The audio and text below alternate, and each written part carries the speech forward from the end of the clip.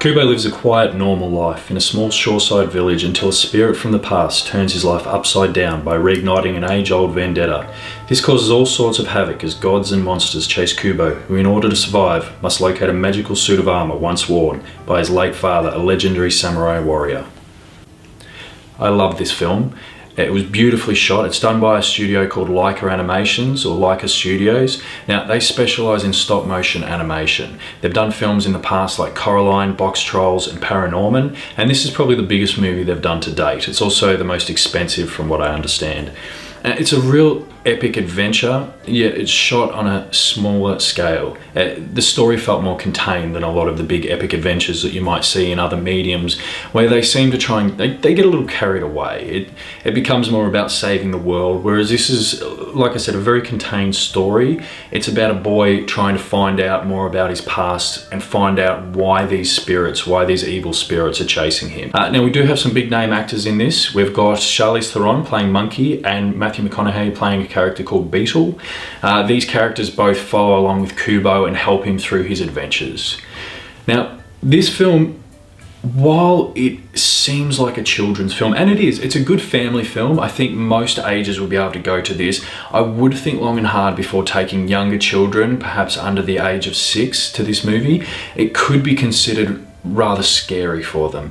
It does have some darker themes, some supernatural themes, darker overtones, but while not overtly scary, it could frighten some younger children.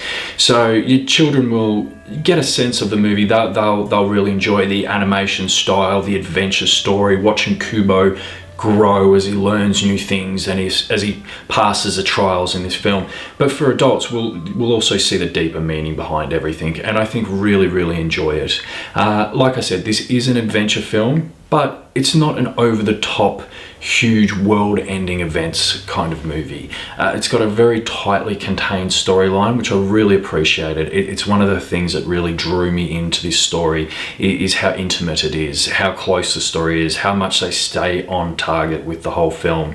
And the animation style, the stop-motion animation, is an absolute joy. It's got such a warm feel to it. You can actually see at times the little jerky motions, as you can see they've moved the puppets, if you want to call them that, the little figurines that make up the characters from spot to spot, and they're just minuscule movements, very small, but it really shows, and it adds to it. It adds a real visceral, warm feel to this movie. Also, if you are interested in finding out more about how stop motion animation works, go to YouTube, have a look up Kubo and the Two Strings animation, see if you can find how they did it. There are a couple of shorts that I've seen on the internet, on YouTube, where you can see them going through some of the motions with these characters. And at the end of the film, there's even a scene where you see them with the characters, and you see them moving some of them and how it happens.